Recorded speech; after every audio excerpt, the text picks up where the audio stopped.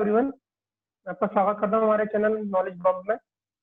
इससे पहले हमने पजल के ऊपर टोटल 6 वीडियोस बनाए हैं। इसमें से 5 वीडियोस में हमने पजल का क्लासिफिकेशन, सिटिंग अरेंजमेंट का सब क्लासिफिकेशन, सर्कुलर अरेंजमेंट हमने देखा था, जिसमें हमने 3 टाइप के प्रॉब्लम्स देखे थे: इन सेंटर, आउट सेंटर या बोथ मिक्स। ठीक है, तो उनके क्वेश्चन हम और भी प्रैक्टिस करते रहेंगे और हम वीडियो आपके लाते रहेंगे। ठीक है, थोड़ा एडवांस लेवल क्वेश्चन भी हम करना शुरू करेंगे धीरे धीरे, लेकिन पहले जो बेसिक फाउंडेशन है, बेसिक हमारा जो वो है वो हम पहले क्रिएट करेंगे, उसका हम थोड़ा सा लेवल अपना इंक्रीज करेंगे। आज हम जो करने वाले हैं, हम करने वाले हैं सीटिंग अरेंजमेंट का नेक्स्ट टाइप, जो कि होता है आपका लीनियर अरेंजमेंट। जिससे हमें नाम से ही समझ में आ रहा है लीनियर अरेंजमेंट का मतलब क्या है। स्ट्रेट लाइन अरेंजमेंट होगा, ठीक है, या फिर पैरेलल अरेंजमेंट होगा। तो पहले बात करते हैं कि कितने टाइप है। जैसे मैंने एक्सप्लेन किया था हमारे इंट्रोडक्टरी वीडियो में बदल के कि सीटिंग अरेंजमेंट की लीनियर अरेंजमेंट में कितने टाइप होते हैं। पहला होता है एक हमारा नॉर्थ फेसिंग का, मतलब नॉर्थ फेसिंग, सॉरी। बेसिकली इसमें कैसे होता है कि अगर एक लाइन में कुछ पर्सन या स्टूडेंट या कोई भी बैठे हुए हैं और वो लोग नॉर्थ की तरफ फेस कर रहे हैं, ठीक है। और दूसरा होता है हमारा साउथ फेसिंग, ठीक है। साउथ फेसिंग का मतलब नीचे। तो एक चीज का हम इसमें ध्यान रखेंगे कि नॉर्थ फेसिंग क्या होता है। नॉर्थ फेसिंग एक रेगुलर डायरेक्शन है जो हम अपने हिसाब से भी नॉर्मली लेते हैं। तो अगर कोई नॉर्थ फेसिंग करके बैठा है तो उसका राइट हमारे कॉपी या हमारे व्हाइट बोर्ड का राइट, या हम जिस पर क्वेश्चन कर रहे हैं उसका राइट, और हमारा खुद का राइट सेम होता है। सिमिलरली हमारा लेफ्ट भी सेम होता है। साउथ फेसिंग के केस में हमें नीचे फेस करके क्वेश्चन करने की जरूरत नहीं है। बस हम एक चीज कर देते हैं, क्या कर देते हैं, नॉर्थ फेसिंग के केस में हमारा राइट होता है, उसको बना देते हैं लेफ्ट, और जो नॉर्थ फेसिंग के केस में लेफ्ट होता है उसे बना देते हैं हम लोग राइट। ठीक है, इसमें डायरेक्शन इंपॉर्टेंट है, ध्यान रखेंगे। हम लोग थर्ड पॉइंट की बात करते हैं, नॉर्थ एंड साउथ फेसिंग। जब ये मिक्स हमें किसी एक पर्टिकुलर क्वेश्चन में मिलेगा, ये भी हमको 2 टाइप से मिल सकता है। जैसे कि एक लीनियर अरेंजमेंट में, मतलब एक सीधी लाइन में कुछ लोग बैठे हुए हैं जिसमें से मिक्स, किसी का फेस साउथ की तरफ है, किसी का फेस नॉर्थ की तरफ है, फिर किसी का साउथ, किसी का नॉर्थ, इस टाइप से चलेगा। इसी में मिक्स में 2 प्रॉब्लम, एक अलग टाइप का दूसरा टाइप का प्रॉब्लम हो सकता है कि कुछ लोग एक दूसरे के पैरेलल लाइन में बैठे हुए हैं। पैरेलल का मतलब क्या है, एक दूसरे को फेस करते हुए। पैरेलल का मतलब क्या है, फेस करना। तो इस चीज में हमें क्लियरली समझ में आएगा कि जो लोग ऊपर वाली लाइन में बैठे हैं ये साउथ की तरफ फेस कर रहे हैं, और जो नीचे वाली लाइन में बैठे हैं वो नॉर्थ की तरफ फेस कर रहे हैं। बेसिकली हमें इस वाले केस में क्या ध्यान रखना है कि जो साउथ फेस कर रहे हैं और जो नॉर्थ फेस कर रहे हैं, जो नॉर्थ फेस कर रहे हैं उनके लिए तो ये राइट है और ये लेफ्ट है, और जो ऊपर साउथ की तरफ फेस करके बैठे हुए हैं उनके लिए ये लेफ्ट है और ये राइट है।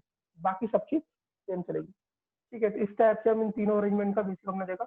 हम देखते हैं सबसे बेसिक क्वेश्चन लीनियर अरेंजमेंट का। क्वेश्चन आपकी स्क्रीन पर आ रहा है, देखिए। क्वेश्चन क्या कह रहा है, A P R X S and Z are sitting in a row. ठीक है, मतलब 6 लोग एक रो में बैठे हुए हैं। S and Z are in the centre. तो पहले तो हम ये देख लेते हैं कि S and Z are in the centre ये किस टाइप से हम बना सकते हैं। जैसे कि 6 लोग बैठे हुए हैं, ठीक है। अब सेंटर का मतलब क्या है, वो भी 2 लोगों के लिए। तो सेंटर का मतलब ये है कि थर्ड और फोर्थ चेयर। बेसिकली 6 लोग बैठे तो हमें 6 चेयर की रिक्वायरमेंट होगी। इसमें सेंटर का मतलब क्या है, थर्ड और फोर्थ चेयर।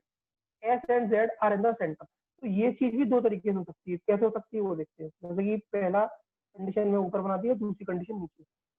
एस या जेड सेंटर में, तो मतलब ये नहीं पता कि एस थर्ड पे है या जेड थर्ड पे है, तो इसलिए हम दोनों कंडीशन को साथ में लेके चलते हैं। ठीक है, आगे क्वेश्चन क्या कह रहा है, A and P R eight the and. इसका मतलब ये है 6 लोगों के अरेंजमेंट में एंड का मतलब क्या होगा, पहली चेयर और 6th चेयर। ठीक है, तो यहाँ पर भी ये चीज है कि ए या पी यहाँ पर आएगा, या ए या पी यहाँ पर आएगा। सिमिलरली ए या पी यहाँ पर, सिमिलरली ए या पी यहाँ पर। ठीक है, दोनों कंडीशन हो सकती है। अब इसमें क्या लिखा है, R is sitting to the left of A. एक चीज ध्यान से देखेंगे कि अगर मैं ऊपर वाली कंडीशन में ए को यहाँ बैठाता हूँ तो यहाँ पर ए फर्स्ट चेयर पर बैठा हुआ है, इसका मतलब उसकी लेफ्ट साइड की तरफ कोई चेयर नहीं होगी, तो R is sitting to the left of यहाँ पॉसिबल नहीं होगा, इसलिए मुझे ए को बैठाना पड़ेगा यहाँ पे और आर को बैठा और सी को बैठाना पड़ेगा यहाँ पे, और आर इसके लेफ्ट में हो जाएगा। सिमिलरली नीचे वाली कंडीशन में भी सेम होगा, ए को मुझे बिठाना होगा यहाँ पे, आर को यहाँ पे और पी को यहाँ पे। ठीक है, अब देखने की जरूरत नहीं, अरेंजमेंट वैसे कंप्लीट हो चुका है, सिर्फ एक चेयर बची है और एक ही वेरिएबल बचा है, तो एक्स हम यहाँ पुट कर देंगे। ठीक है, अब आप ये देखो कि क्वेश्चन कंप्लीट हो गया, बट दोनों कंडीशन सही है, तो इसका मतलब क्या है कि बेसिकली क्या है, क्वेश्चन में जो मिडिल वाली पोजीशन है ना, इनका कोई इफेक्ट हुआ नहीं है, दोनों कहीं भी बैठ सकते थे, तो दोनों ही आपके अरेंजमेंट करेक्ट है। आपका क्वेश्चन जो पूछा जाएगा इसकी वजह से कोई इम्पैक्ट नहीं पड़ेगा। तो क्वेश्चन क्या पूछ रहा है, who is to the right of P, तो पी के राइट की तरफ यहाँ पर दोनों ही केस में कौन है, आपका एक्स है, तो इसका आंसर क्या हो जाएगा। ठीक है, तो ये जो बहुत बेसिक पजल था, ये बेसिकली आपको देखने को मिलेगा एसएससी के एग्जाम्स में। एसएससी के एग्जाम जैसे होता है आपका सीजीएल का एग्जाम होता है, 2020 में सीजीएल हुआ था, उसमें भी ये एक टाइप का प्रॉब्लम हमें देखने को मिले थे, ये कैसे में देखने को मिल सकता है, टीपी हो गया, आपका एनटीपीसी हो गया, और भी जो एग्जाम्स होते हैं जैसे कि बीईओ हो गया, सीसेट हो गया, इसमें एक एक मार्क्स में ये क्वेश्चन हमें देखने को मिल सकते हैं, लेकिन ये बैंकिंग लेवल का तो बिल्कुल भी नहीं है, हम लोग सिर्फ बेसिक कर रहे हैं अभी। ठीक है, चलिए तो हम चलते हैं आज के हमारे नेक्स्ट क्वेश्चन की तरफ। आज हम लोग ने बहुत बेसिक क्वेश्चन उठाए हैं, जिससे कि हम पहले इसका बेसिक अंडरस्टैंडिंग समझ पाए कि जो आपका लीनियर अरेंजमेंट होता है उसका प्रॉब्लम किस तरीके से अप्रोच किया जाता है और क्या क्वेश्चन होता है। बाकी लेवल बढ़ाने की हम आगे अपना लेवल बहुत अच्छे से ऊपर की तरफ लेके जाएंगे। ठीक है, नेक्स्ट क्वेश्चन आपकी स्क्रीन पर आ रहा है, देखिए A B C D E are sitting on a bench. ठीक है, 5 लोग एक बेंच पे बैठे हुए हैं, A is sitting next to B, इसका मतलब सिर्फ तरीके से बैठ सकते हैं, बेसिकली ए और बी पड़ोसी हैं। ठीक है, तो वो ए बी हो सकता है या वो बी ए भी हो सकता है, बट ये दोनों एक दूसरे के पड़ोसी हैं, बस ये पॉइंट ध्यान रखना है। C is sitting next to D, similarly यहाँ पर कोई कंडीशन होती है सी डी या डी सी, बट ये एक दूसरे के नेबर्स हैं। उसके बाद क्या है, D is not sitting with E, D और ई साथ में नहीं बैठे हैं। ठीक है, डी इसका मतलब क्या है कि 5 लोगों के लीनियर अरेंजमेंट में 5 ईयर्स होंगे, जिसमें से ई जो है की तरफ है। अगर ये अरेंजमेंट इस तरीके से है 5 लोगों का, तो ई हमारा इस तरफ बैठा हुआ है। ठीक है, ये इधर से फर्स्ट ईयर हो गई, क्या लिखा हुआ, D is not sitting with E who is on the left hand of the bench. ठीक है, आगे बात करते हैं। C is on the second position from the right, तो राइट हमारा इस तरफ होता है, क्योंकि जब हमें एक बात बताएंगे, एक बात मैं क्लियर कर देता हूँ, जब भी हमें क्वेश्चन में नॉर्थ या साउथ के रिगार्डिंग कुछ भी नहीं बोला जाता, तो हमेशा ध्यान रखना कि हम अपने हिसाब से जो हमारा एक्चुअल में राइट और लेफ्ट होता है उसके क्वेश्चन को करते हैं। ठीक है, क्योंकि नॉर्थ और साउथ का जब वो पॉइंट पुट करेगा तो उसके हिसाब से चीजें पूछेगा, उसी के हिसाब से पूछेगा, जब नहीं देगा क्वेश्चन में तो नहीं पूछ सकता, क्योंकि उसने नॉर्थ एंड साउथ हमारे को क्वेश्चन में बताया नहीं है। ठीक है, अभी क्या है, C is on the second position on the right, तो सी आपका सेकंड पोजीशन राइट, ये है हमारा राइट साइड, हमारा कहाँ है, ये है, ये इस तरफ आपका आ जाएगा। ठीक है, और ये सी है, C is on the second position from the right. ठीक है, तो इसको मैं डालता हूँ यहाँ पे, आपको समझा लो कि राइट है। आगे, A is to the right of B and E. Okay, मतलब बी और ई के राइट में कौन है, ए है। ठीक है, अब हम यहाँ पे एक चीज देखेंगे, हमें ए और बी साथ में चाहिए और सी और डी साथ में चाहिए। तो देखो यहाँ पर अगर मैं डी इधर पुट करता हूँ तो ए और बी कभी साथ में नहीं आ सकते। ठीक है, इसलिए मुझे डी को यहीं पुट करना पड़ेगा, किधर, एक्सट्रीम राइट हैंड की तरफ, मतलब सबसे राइट की तरफ। ठीक है, अब बचा कौन हमारा, ए और बी। क्वेश्चन का स्टेटमेंट क्या कह रहा है, A is to the right of B, तो A is to the right of B का मतलब क्या, ये वाला बनेगा, ये नहीं बन सकता क्योंकि इसमें ए लेफ्ट में, तो A is to the right of B, तो बी आपका यहाँ पर आ जाएगा। तो क्वेश्चन में क्या हो गया, ई बी ए सी डी, ये आपका करेक्ट अरेंजमेंट बना है। आगे क्वेश्चन क्या बोल रहा है, A is to the right of B and D, A and C are sitting together, तो वो बोलने की जरूरत नहीं, क्योंकि वो ये एक्स्ट्रा डाटा दिया, उसकी रिक्वायरमेंट नहीं थी, हमने वैसे ही बना लिया। ठीक है, तो in which position A is sitting, हमें ये बताना है ए की पोजीशन क्या है। तो ऑप्शन हमारे सामने है, पहला ऑप्शन क्या है, between B and D, wrong. Second option क्या है, between B and C, correct. तो बिटवीन बी एंड सी ही ए की पोजीशन बनती है, तो हमारा इसका सेकंड वाला ऑप्शन करेक्ट हो जाएगा। ठीक है, आई होप ये समझ में आ चुका होगा आपको। हम चलते हैं आज के थर्ड क्वेश्चन की तरफ। थर्ड क्वेश्चन देखेंगे, पढ़ेंगे, सब लोग ट्राई करेंगे वीडियो को पॉज करके एक बार। थर्ड क्वेश्चन क्या है, ध्यान से देखेंगे। 6 friends A, B, C, D, E and F are sitting in a row facing towards north।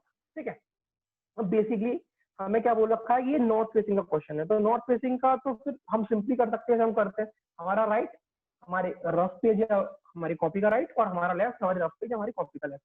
ठीक है, अब क्या है, C is sitting between A and E. इस चीज में ये ध्यान रखना, C is sitting between A and E, तो ये इस तरीके से हो सकता है, ए एंड ई, या फिर ये इस तरीके से भी हो सकता है। कैसे, देखिए इसे। ठीक है, दोनों कंडीशन सही है, C sitting between A and E, but यहाँ पर ई और ई का लेफ्ट साइड कुछ नहीं बोला, तो ये दोनों कंडीशन में से कोई एक कंडीशन हो सकती है। ठीक है, D is not at the and. तो देखो, ये बेसिकली हमारे पास 6 लोगों की चेयर है, 6 लोग बैठेंगे इसमें, यहाँ पर डी एंड में नहीं है, मतलब इस वाली पोजीशन पे डी नहीं है, छठी वाली पे या सिक्स पोजीशन पे, या पहली या फिफ्थ फर्स्ट पोजीशन पे डी आपको नहीं बैठ सकता। D is not at the end, D is sitting immediate right of E. तो बेसिकली अगर आप यहाँ पर ये जो ऊपर आपने बनाया हुआ है, यहाँ पर अगर आप इस वाली कंडीशन में देखो, B is sitting to the immediate right of E, तो ये क्या हो जाएगा, ए सी ई बी। बट अगर आप इस वाली कंडीशन को देखो, तो इस वाली कंडीशन में क्या आप बी को ई के राइट बैठा सकते हो, नहीं बैठा सकते, क्योंकि सी ए और ई के बीच में आने वाला है। ठीक है, तो ये वाली कंडीशन रॉन्ग हो गई, ये वाली कंडीशन करेक्ट हो गई, और इससे हमारी जो ओवरऑल कंडीशन बन गई क्या बन गई, ए सी ई बी। तो मैं इसको ए सी लिख देता हूँ, क्या, ए सी ई और बी, जो कंबाइंड कंडीशन बनती है ये ए सी ई और बी। ठीक है, अब क्वेश्चन में क्या कह रहा है, हो गया be sitting immediate right of you, हो गया F is not at the right and, F इस वाले एंड पे नहीं आ सकता। ठीक है, अब आपको क्या देखना है, एफ आपके राइट एंड पे नहीं है और डी आपके दोनों एंड्स पे नहीं है, तो आपको ए सी और बी को साथ में रखना है। तो देखो, अगर आप ए सी ई बी को इस तरीके से रखते हो पहले 4 पोजीशन, क्योंकि ये तो साथ आने वाले हैं, तो डी और एफ में से कोई ना कोई तो लास्ट में जाएगा ही जाएगा। अगर आप यहाँ पर एफ रखते हैं, डी नहीं आ सकता, इस पोजीशन की तो कोई बचा ही नहीं, यहाँ पर मतलब एफ और डी दोनों ही आ जाएंगे इसमें। ठीक है, तो ये वाला अरेंजमेंट तो नहीं हो पाएगा हमारा। ठीक है, इसका हम इसे एक पोजीशन आगे शिफ्ट करेंगे। अब हम इसको अगर यहाँ पे शिफ्ट करते हैं ए सी ई और बी, तो ठीक है, यहाँ पर डी और एफ नहीं है, तो एफ तो यहाँ जाएगा, बट डी को फिर आना पड़ेगा, तो ये कंडीशन भी नहीं बन सकती, जैसे हम एक पोजीशन और आगे शिफ्ट करते हैं, ए सी ई और बी।